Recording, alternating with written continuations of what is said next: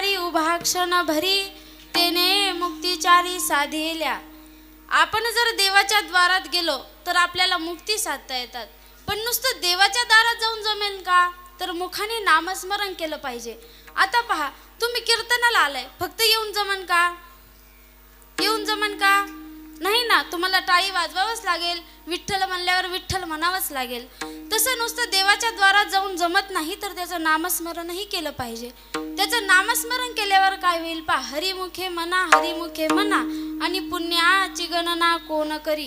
तुम्ही जर नामस्मरण करत राहिले तर तुमची पुण्याची गणना देवालाही करता येणार नाही.